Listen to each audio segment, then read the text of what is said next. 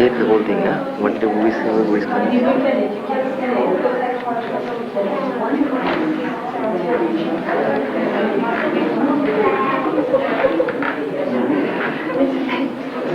Şu an biz başlıyoruz. Güzel bir şey yok.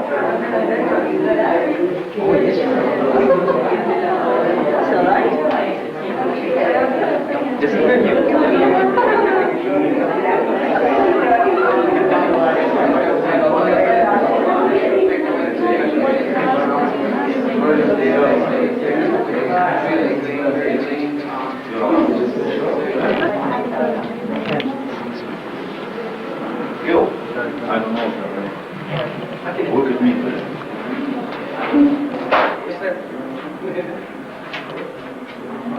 Look at me.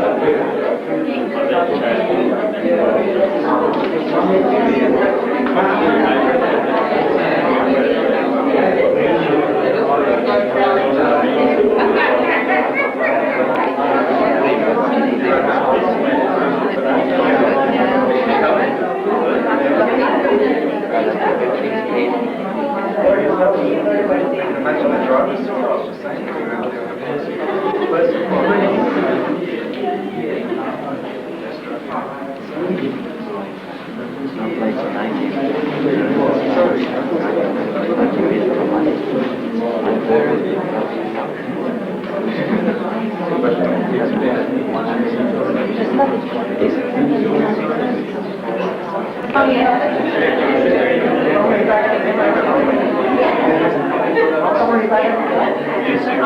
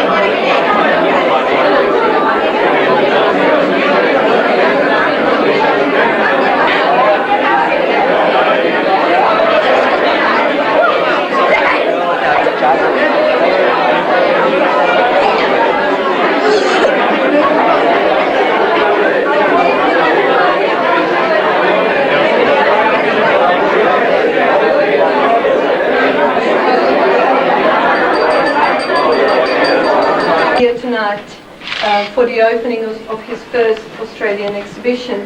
I would like to also acknowledge support from our allied organisations, so other arts organisations, but more importantly of the Honorary Member of Parliament, Julian Stefani, who is a great support to us and ensures that multiculturalism is on the agenda in South Australia, which is fantastic, because that's what we are all about here.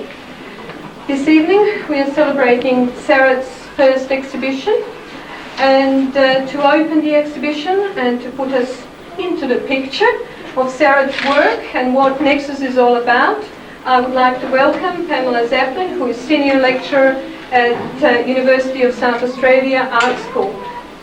Welcome, Pamela.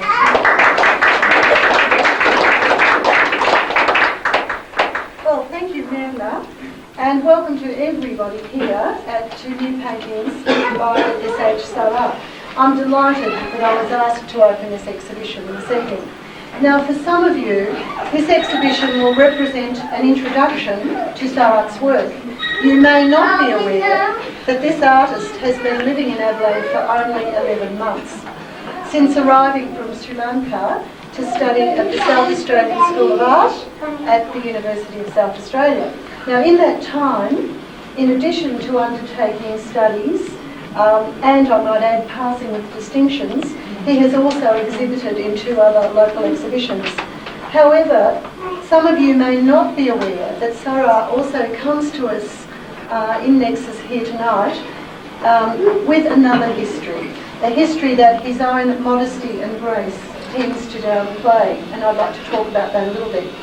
Now, not only is Sarath a serious mid-career artist, but he's one with a most distinguished past and, I assume, an even more significant future. His exhibition and publication career situates him as one of Sri Lanka's leading artists with a truly international status. This is his 26th solo exhibition. While I was reading through some of Sarath's extensive and very impressive documentation about his work, I noted that as well as exhibiting extensively in major galleries throughout Sri Lanka over the past two decades, his work has also been shown in many other countries where it has received critical acclaim as well. Now, some of those countries include, are you ready for it? Malaysia, Thailand, where he studied at Silvercorn, Cuba, Bulgaria, what was the USSR, Germany, Norway, and the UK, including England, Scotland, and Wales. Now, Sarath's colleagues and collectors include noted Sri Lankan artists, authors, critics, government ministers, and other public figures right around the globe. Sarath has also worked, in addition to being a full-time artist, as an art director in the film industry, and for 11 years he held the post of art project officer with the Ministry of Education and Higher Education in Colombo. In that job, he coordinated art in 10,000 schools. There's no mean feat. As teaching in one of them, it's enough for me. So in this role, he also co-published in Norway a superbly illustrated book of Sri Lankan children's art. And as Sarath told me last week, in Sri Lanka we are very busy.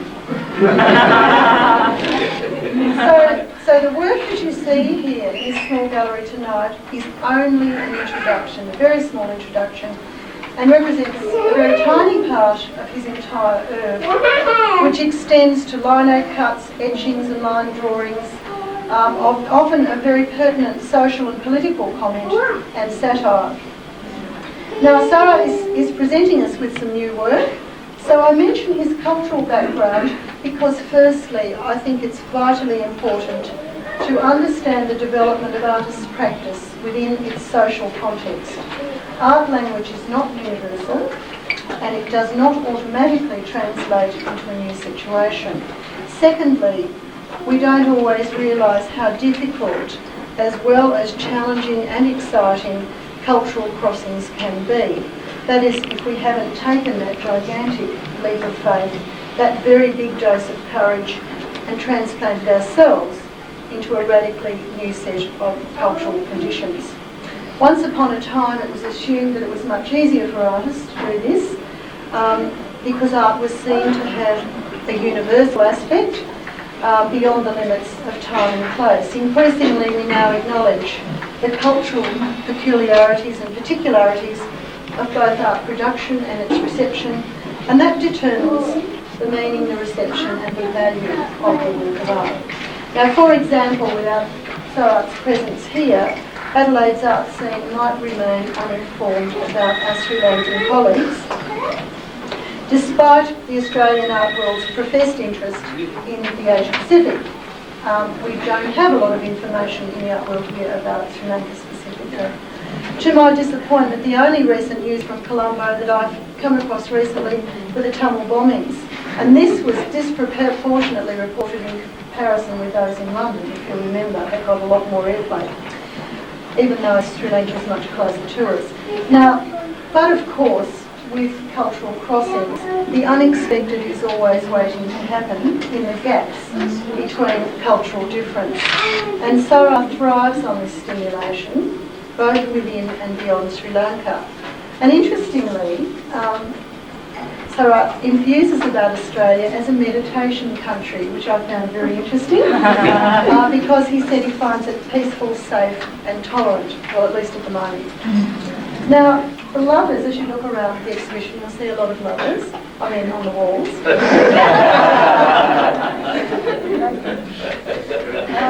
The lovers in this exhibition may be seen as a metaphor, I think, for Sarath's sophisticated embrace, if you'll pardon the pun, of this cultural diversity, of mixing his cultures. And especially Lovers 5, the yellow and orange one over there, is a very good metaphor for the embrace of his new South Australian experience.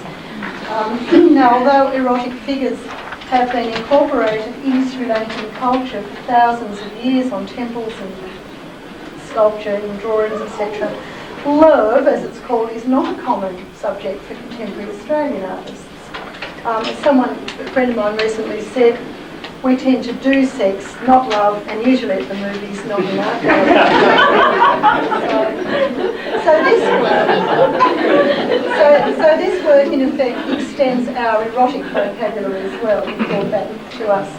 Now, the newer subjects are becoming, I think, more intimate, more passionate than the past work. Certainly the colours have absorbed the colours of the Australian landscape, the reds and the yellows, and the cityscape as well.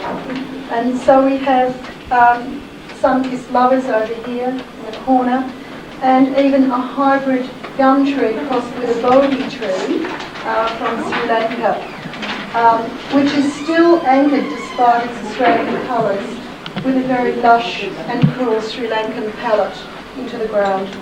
And finally, I think the most, or what I consider to be the most useful item that Sarath packed on leaving for Australia, besides his art materials and his wealth of experience, was, I think, his sense of humour.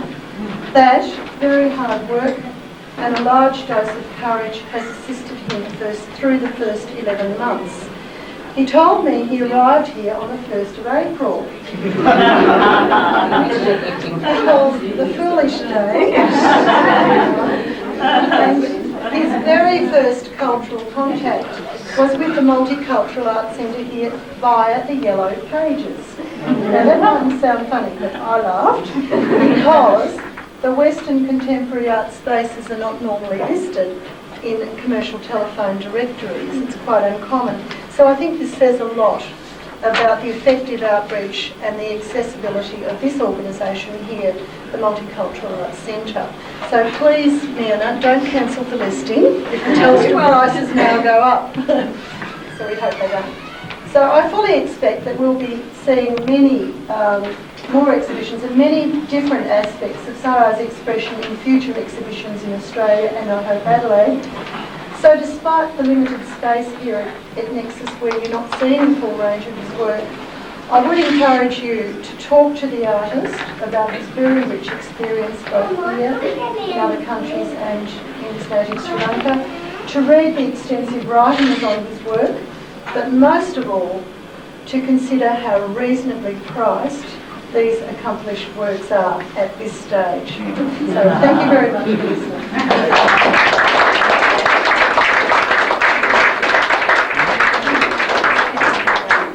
Thank you very much, Pamela. Thank you, Sarah, for being with us. I would like to invite you to another glass of wine or soft drink. But also, please remember, before you leave the gallery tonight, do sign the visitor's book, as we need it for our grant applications in the future. That's right. And I would also like to actually draw your attention towards our major sponsoring agencies, which are the Department for the Arts and Cultural Development on the state level, as well as the Australia Council on the federal level, which makes this gallery possible. We also are very fortunate to be recipients of Seppelt's and Penfold's sponsorship, therefore you're enjoying some fantastic wine, no more cask. So welcome, enjoy the evening, and please sign the visitor's book. Thank you very much, everybody.